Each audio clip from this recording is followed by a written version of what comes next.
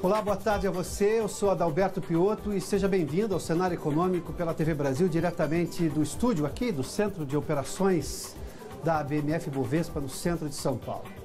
O que pensa sobre a Operação Carne Fraca quem produz gado no Brasil? A operação da Polícia Federal denunciou e prendeu fiscais do Ministério da Agricultura e executivos de frigoríficos. Da porteira para dentro, o gado brasileiro não teve denúncias, mas é a base da commodity chamada carne brasileira. Nós vamos falar sobre isso e também sobre o balanço de relações comerciais, sobre quem mantém embargos ainda à carne brasileira e quem já retrocedeu, como o caso da Coreia do Sul, que voltou a permitir os carregamentos de frango. E também de terceirização do trabalho e IDH. O Brasil, especialmente no caso do Índice de Desenvolvimento Humano, o Brasil se manteve estável na 79ª posição. Isso tudo no cenário econômico, que começa agora.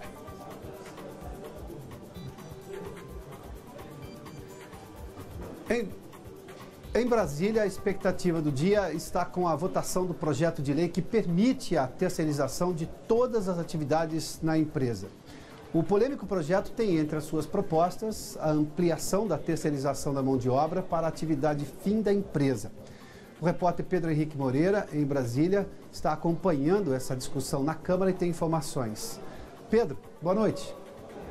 Olá, Piotto. Boa noite para você, boa noite a todos. A gente lembra que esse é um projeto de interesse do governo e da base aliada, e só que, pelo visto, a votação não vai ocorrer hoje. A reunião de líderes partidários acabou de terminar e tanto o líder do governo aqui no Congresso, o deputado André Moura, quanto o presidente da Câmara, Rodrigo Maia, disseram então que hoje vão dar início à discussão desse projeto e que ele vai ser votado amanhã.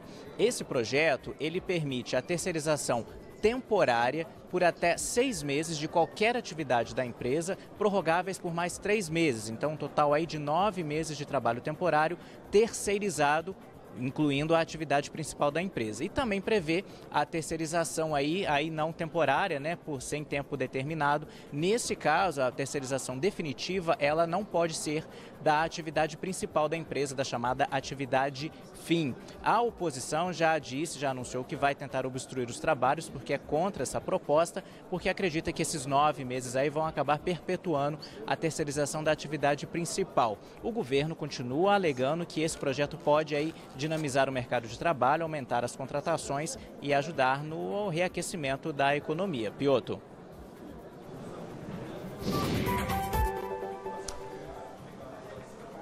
Muito obrigado à informação do Pedro Henrique. A gente vai continuar tratando desse assunto, até porque, como disse o Pedro, amanhã tem votação na Câmara dos Deputados e é bom entender exatamente como vai ser essa terceirização, de que forma isso afeta o dia a dia das empresas e também do trabalhador.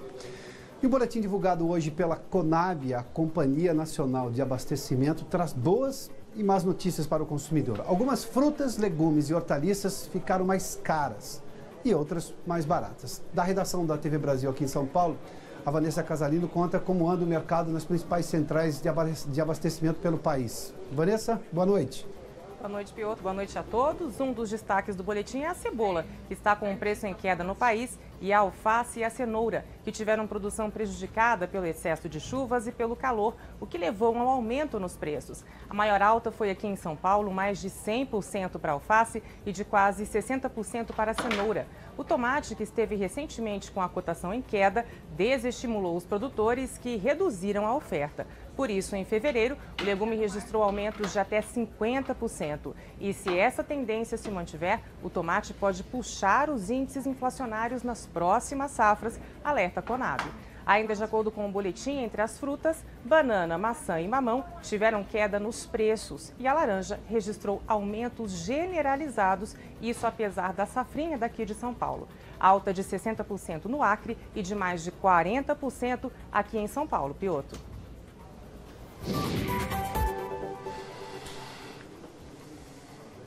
Obrigado, Vanessa.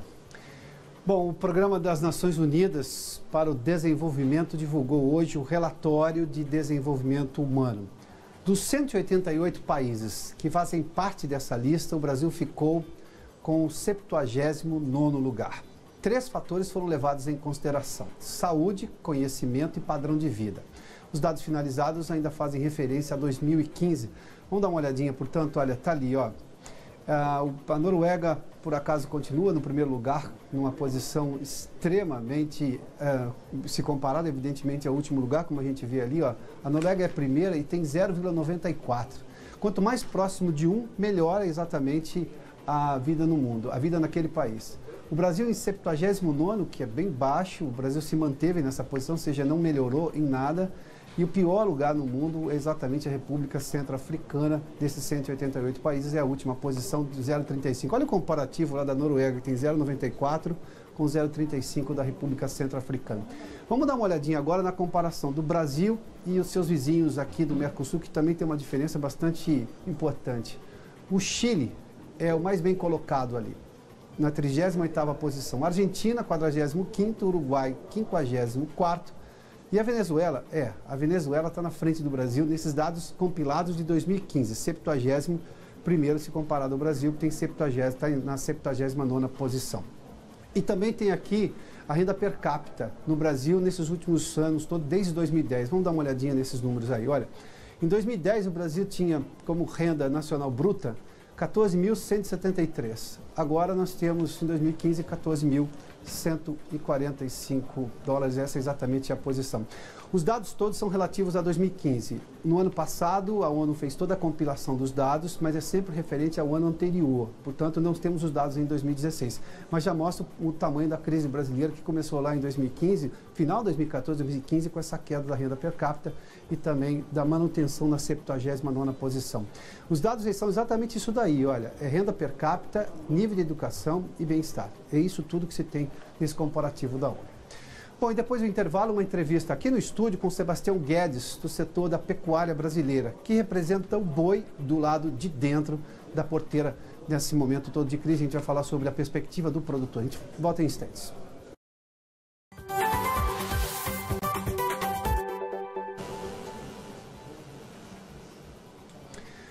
Desde sexta-feira, quando foi anunciada a Operação Carne Fraca, aliás, logo de manhã, as ações dos grupos de frigoríficos brasileiros mexeram com a Bolsa.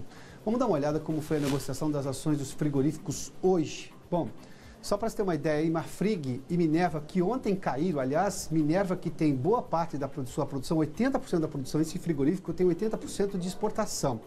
Ontem caiu 7,43%, hoje está subindo, está recuperando um pouco, com uma alta de 0,64%. No caso da Marfrig, que também teve uma queda ontem de 4,28%, está subindo.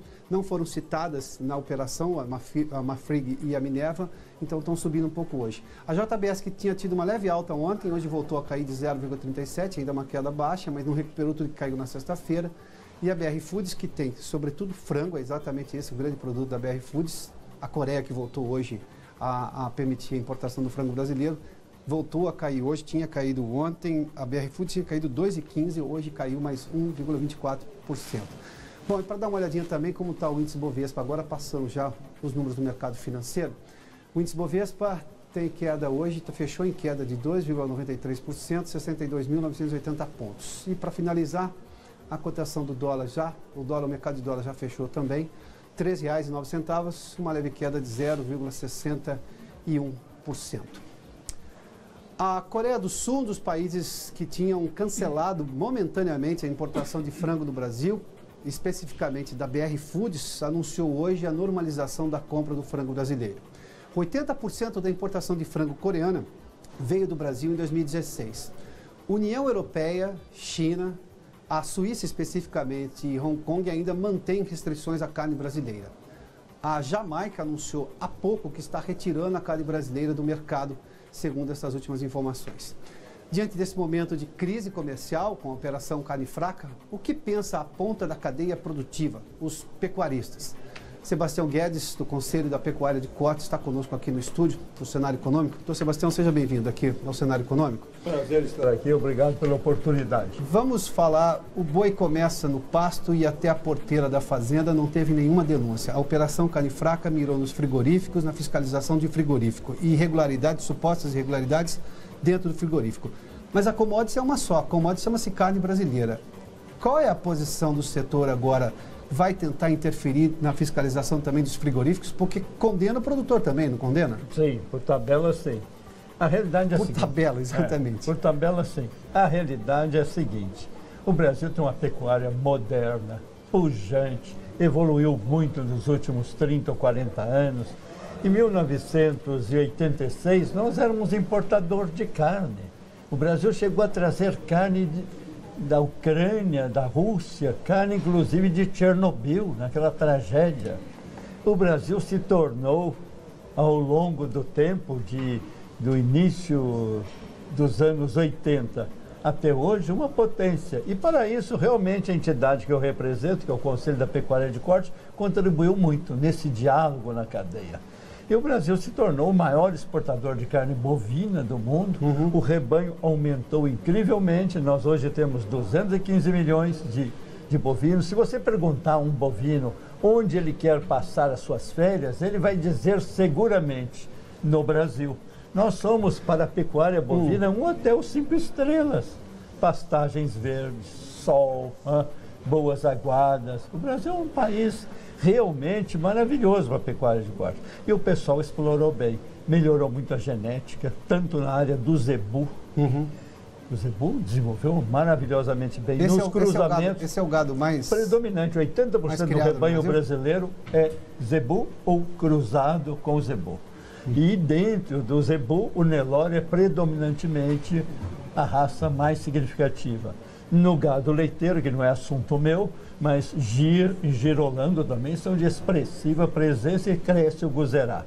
Agora, o Brasil tem uma pecuária moderna, melhorou muito, sabe, o sistema de criação, a sanidade animal nem se fala. Nós temos 8 estados com mais de 20 anos sem focos de aftosa e com 92 milhões de cabeças, que esperamos que o governo agora vai decretar o fim da vacinação nesses estados. Porque por enquanto ainda é obrigatório. Ainda é obrigatório, só Santa Catarina que não. Mas Santa Catarina é sem vacinação desde 1999. E está muito feliz há 18 anos. Então, e o Brasil tem uma série de estados, quer dizer, de 15 a 20 anos sem vacinação, são mais ou menos mais 15 estados, 64 milhões de cabeças e assim por diante. Então, sanidade, o Brasil melhorou demais. Mas isso por causa da vacinação? A vacinação traz essa imagem da carne brasileira lá fora? A vacinação ajudou muito o Brasil a sair dos problemas de aftosa. Agora está na hora de parar, porque depois de 4 ou 5 anos sem focos, você pode prescindir da vacinação.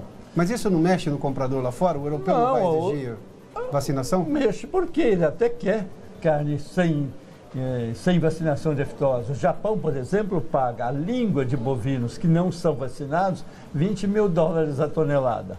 Nós vendemos a 5 mil para os países que aceitam língua de bovinos vacinados. Então você veja a diferença. Muitos países não querem saber nem de gado vacinado. Esse é um mercado que o Brasil precisa crescer mais. Eu tenho certeza que, aumentando a área livre sem vacinação, as importações americanas de carne in natura vão aumentar.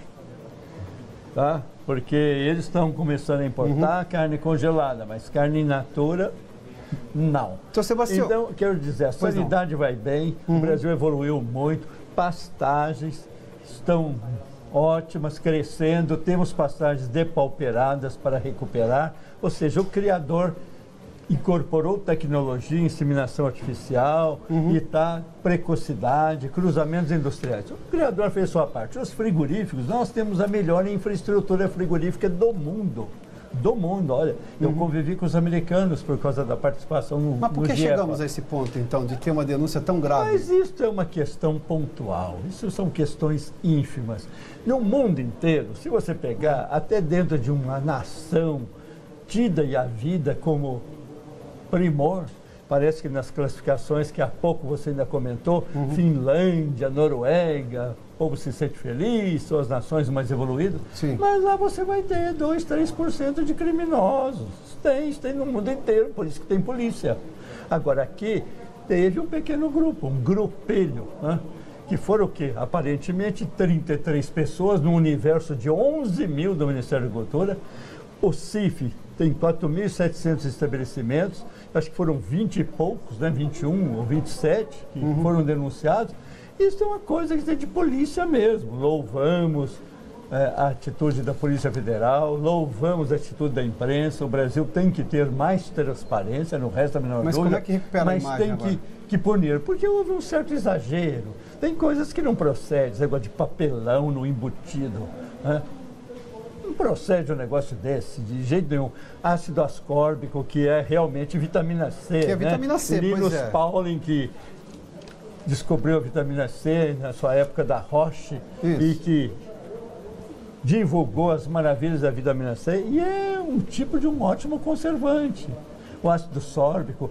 Agora, o Código Alimentares Mundiais, que é o índice que regra aditivos químicos, ele permite esses níveis, essas drogas, com níveis tolerados, maravilha. Agora, infelizmente, a comissão que averigou não tinha nenhum técnico. Aliás, até segundo a explicação do ministro Macho, foi correto. E da Polícia Federal não colocou nenhum técnico porque suspeitava de funcionários do Ministério. Tá. Mas isso está sendo tudo esclarecido, Adalberto. E eu acho a Coreia é o primeiro sintoma que está vendo isso. O Serviço de Inspeção Federal do Brasil, vou ser franco, eu nunca atuei no governo. Sempre fui da iniciativa privada. O Serviço de Inspeção Federal do Brasil é muito bom. É muito bom. Tenho colegas que estagiaram no passado, há 30 anos atrás, na França, no Canadá, e tem um serviço muito bom. Você vê as exportações, nós não temos problema. Mas essas negativas de vários países, eu citei alguns que mantêm, a União Europeia, a China mantém ainda, agora tem a história da Jamaica, a Suíça, Hong Kong. Eles compram as cegas, porque não tem fiscal desses países também atuando dentro do Brasil? Em casos de alguns países, vêm fiscais observar, por exemplo, a Rússia mandou muitos, né? No passado, de vez em quando vem missões da União Europeia e de outros países usam como referencial países tidos como do primeiro mundo, né? E agora, isso é um aspecto também comercial. Levanta denúncia, isso sai na imprensa e eles querem, proíbe. Para quê? Para depois negociar e ver, olha... Para baixar preço? Pedir explicações, justificativas, o que ocorreu, separando o problema. É comercial, então. E também querem baixar preço, não resta a menor dúvida. Eu acompanhei em 2001 casos, quer dizer, com o Chile na época, né?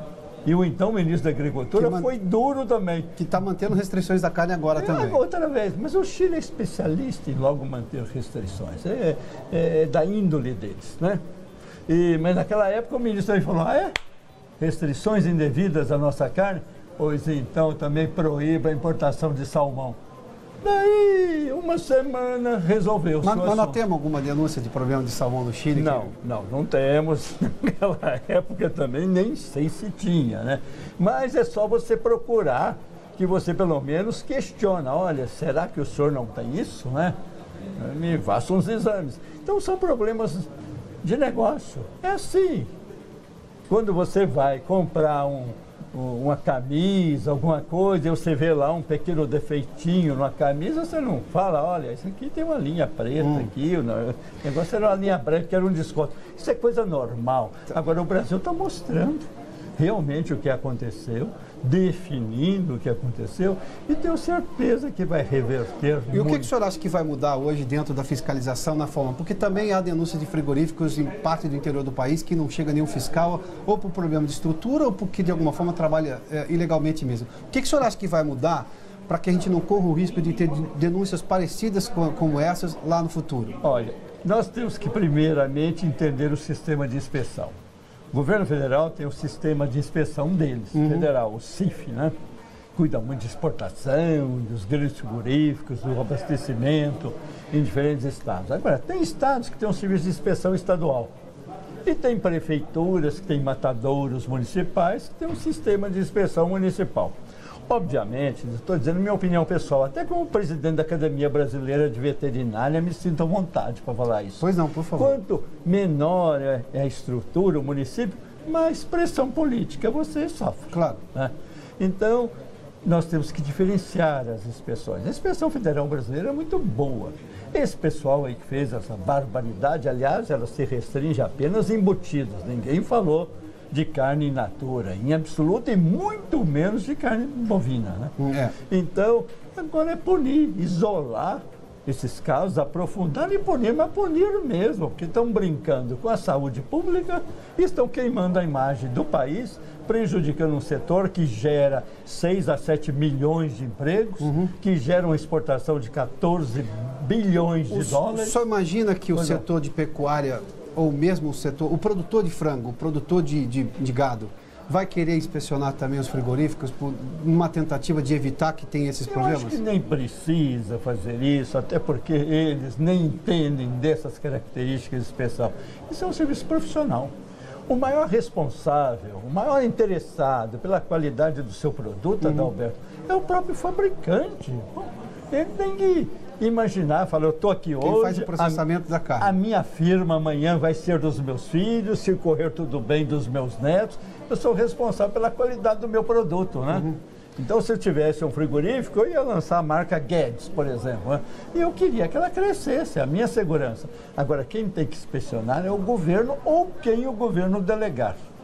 Mas o dono do frigorífico é responsável. Nós não tivemos, até o momento, exceto esses casos aí, pequenos, né? Obviamente que ruins para a imagem de certas empresas, mas são empresas pequenas e que muitas vezes podem ser até resultado de apadrinhamento de político, né? O cara é funcionário e chega uma figura e pede. Se houve agora, isso, tem que ser punido. O estrago é institucional para a imagem. O estrago é institucional, prejudica o nosso setor, Nós estamos recebendo centenas de reclamações de criadores preocupados com isso, o que vai acontecer com o preço do boi amanhã, né? O Brasil vive uma recessão enorme no momento, estamos aparentemente começando a sair dela, né?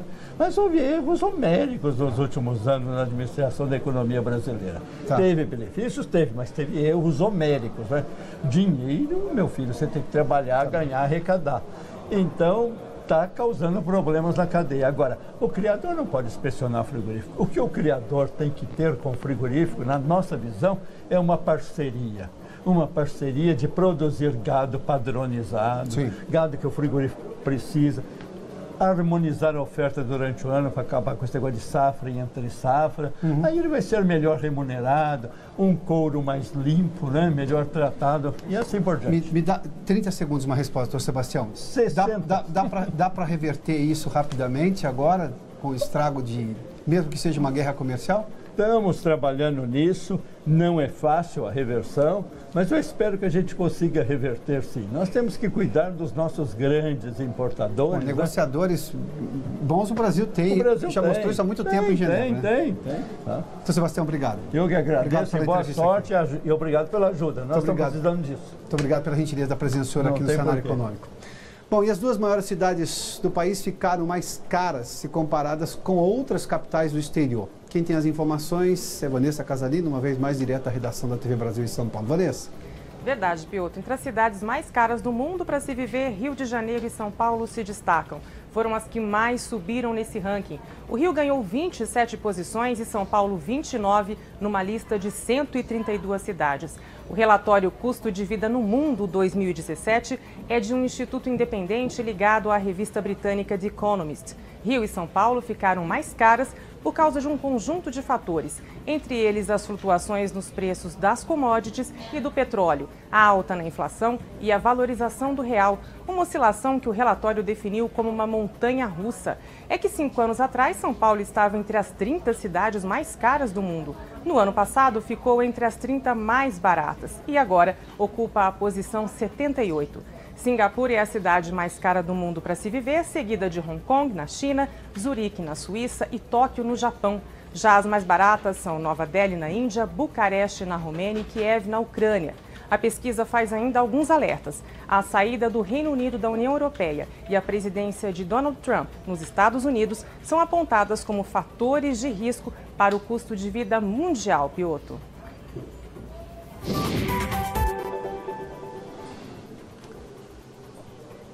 A gente ainda vai falar muito sobre a saída do Reino Unido. Aliás, que não se sabe se vai ser Reino Unido ainda, porque a Escócia está querendo sair também do Reino Unido depois que a Inglaterra decidiu, por si só, de alguma maneira, sair da União Europeia. Vamos lá. O cenário econômico chega ao fim com uma informação de queda de preço e os consumidores atendidos pelas distribuidoras da Companhia de Força e Luz vão ter a tarifa de energia elétrica mais barata a partir de amanhã.